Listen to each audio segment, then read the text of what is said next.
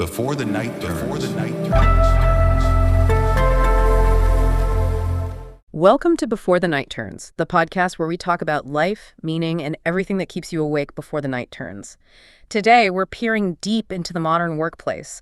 We're going to confront some of the hidden forces, the algorithms, that are rapidly deciding who gets hired, who gets promoted, and in some really worrying cases, who gets fired. It's a huge issue.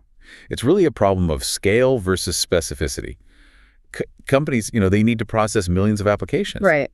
But what happens when a complex human life, your skills, your potential, gets reduced to, a set of tasks coded into software? And that software is learning from past data, right? Exactly. We're seeing machine learning models that are trained on these huge mountains of past data, and they become this silent, totally opaque reason why so many qualified people, maybe even you listening, never heard back about a job. Okay, let's unpack this. Our mission today is a deep dive into this algorithmic black box. We're not just looking at the tools. We want to investigate the fundamental flaws, the deep-seated biases, and honestly, the surprising lack of accuracy in tech that's supposed to quantify human potential. High-stakes decisions being made on some very shaky data science. So what's really driving companies to adopt these algorithmic gatekeepers? It seems like it's happening everywhere. Well, it really just comes down to two things. Speed and cost. I mean, traditional HR is expensive. It's slow. Sure. You look at a company like IBM, they went all in on algorithmic hiring, and by early 2019, they had laid off a staggering 30% of their HR workforce. 30%. That's huge. It's a massive efficiency gain for the company. But focusing just on filling jobs quickly, it often means you sacrifice quality and fairness. So the system is built to filter people out fast. Right. And it overfilters. We found some data showing that 88% of employers actually agree that qualified candidates get filtered out all the time. 88%. So they know it's happening. They know. It happens just because a person's experience doesn't match the exact criteria the algorithm is looking for. That statistic is just, it's shocking. It means nearly 9 out of 10 employers know their gatekeepers are flawed, but they just keep using them. It really shows you the power of inertia and cost savings. But the flaws, they go so much deeper than just keywords.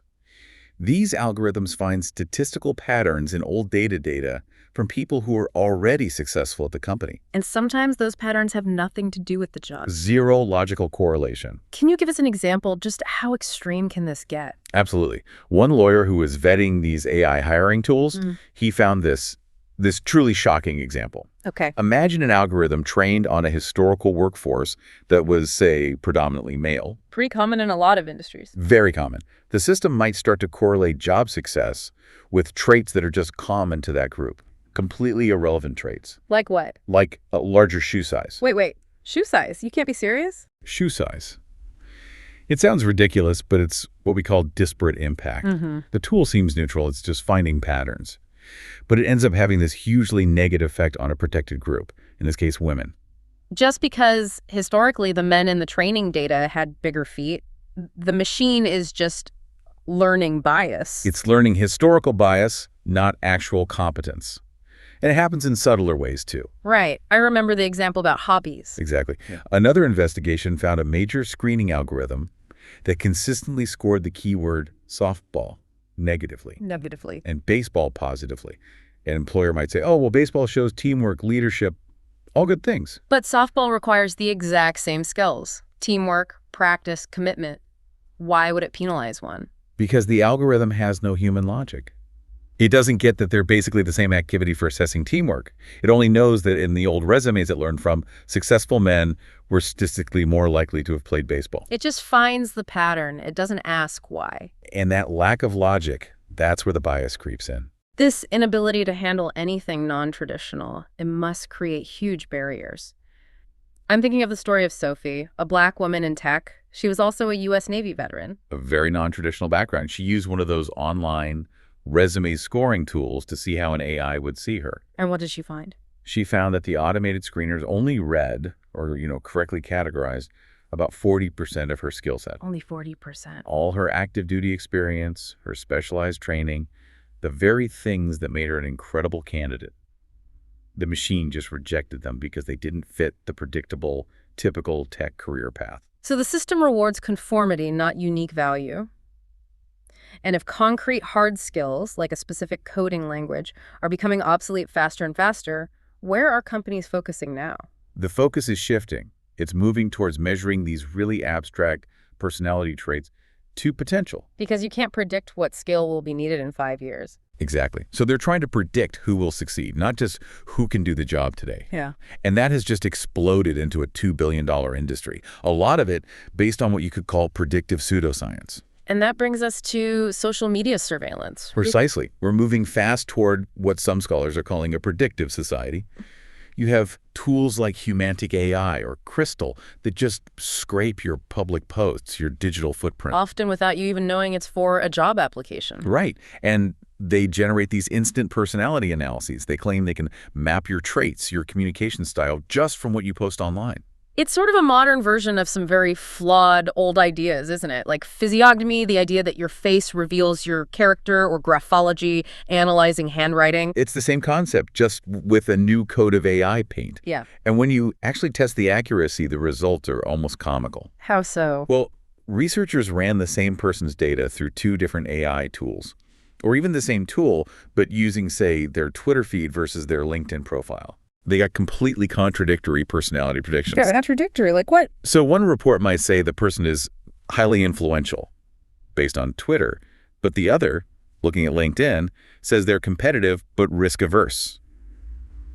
Psychologically, that doesn't make sense. Your personality should be pretty stable. So the tools aren't measuring a real trait. They're just finding noise specific to that platform. That's what it looks like. And this risk gets so much bigger when these tools are used in live interviews. Or, well, not so live. The one-way video interviews. Oh, those are becoming so common. The system scores you on your word choice, your facial expressions. And, crucially, your intonation and pitch. They call it effective AI tools designed to read human emotion. Which led to this incredible test I read about. Bruh. An investigator answered a set of standard interview questions, but he did it entirely in German. Right, and the AI tried to transcribe it, and of course it produced total gibberish in English, just random nonsense. And yet, the system gave him a remarkably high match score. I think it was 73% for the role. So it completely ignored the content, what he was actually saying, and scored him almost entirely on how he said it, the tone, the pitch of his voice. It proves it. Which raises the big question. Is this effective AI, this emotion-reading tech, really ready for high-stakes decisions like hiring? What do the experts say? They are extremely cautious. They point out that the whole theory, it's based on this idea of universal emotions, that a smile means the same thing everywhere, is considered outdated by many modern psychologists if the theory is flawed. The tool is flawed. It's just measuring a performance, not a person. And this algorithmic net, it doesn't just stop once you get the job, does it? It follows you right into the office. Or the home office now. Absolutely. Yeah. Companies are using predictive analytics to flag flight risks. Employees they think are likely to quit, or to analyze who's contributing to a so-called toxic team. And that can become a self-fulfilling prophecy, can it? A deeply invasive and self-reinforcing one.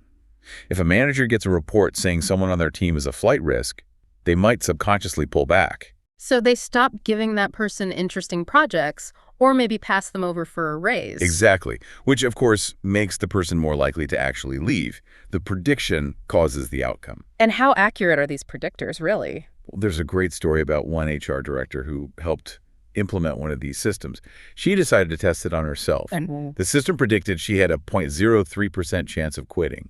She left the company a few weeks later. So it completely missed it. Completely. It just proves that complex human motivations, burnout, a better opportunity, a life change, you can't reduce that to a predictive score. We've moved into what some people are calling secret agent levels of surveillance, tracking keystrokes, idle time. The data shows that since the pandemic, the use of this kind of tracking software for white-collar workers has gone up by over 600%. That is an insane number, and we have to talk about the emotional toll this takes. The case of Emily, who had to just keep jiggling her mouse while she was reading charts for her job. Just to stop the computer from logging her as idle.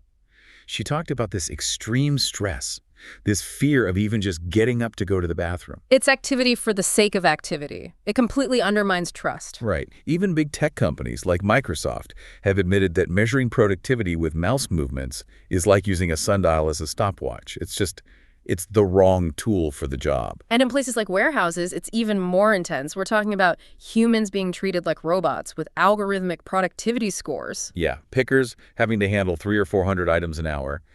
The algorithm is the real manager. The human managers are just there to enforce its rules. There was that heartbreaking quote from one manager. Yes.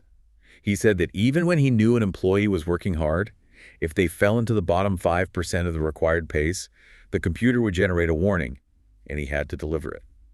He told the employee, "I can't go against that as much as I like you." I can't go against that. That just says it all. The human judgment, the compassion, it's completely overruled by the machine. So if these machines are supposed to be so objective and superior, why do the numbers tell a different story?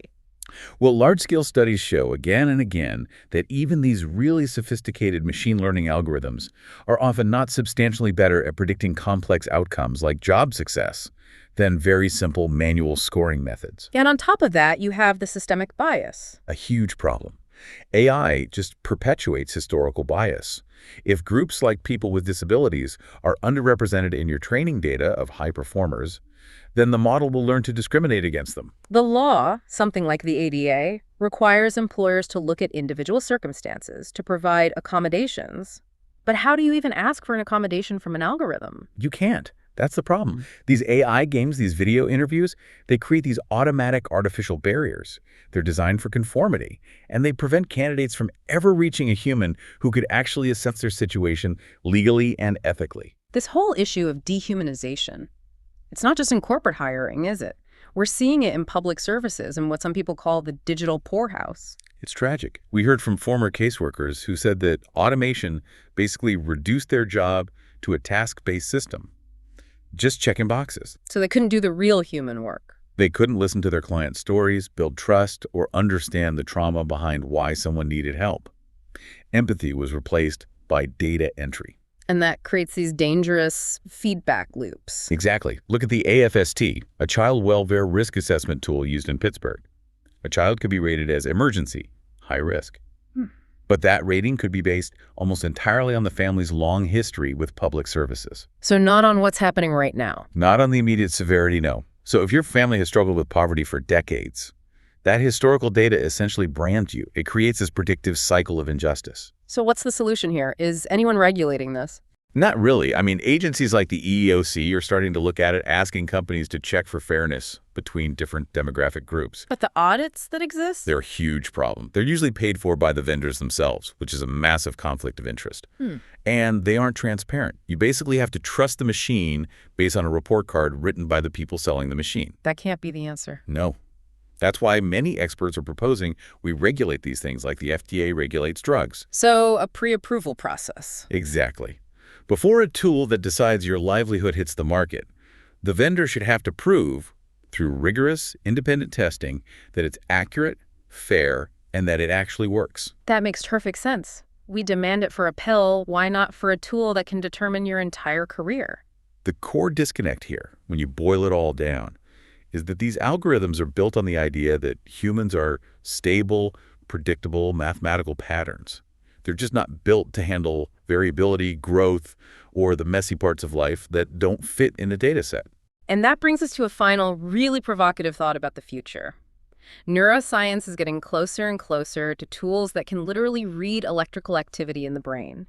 We're moving past external surveillance to things that could measure your focus or even decode simple words you're thinking. The final frontier of privacy, our inner mental space. So if your thoughts, your emotions, your potential can all be quantified and scored by a machine before you even start, what happens to the idea of human growth, of reinvention, of flourishing in a job?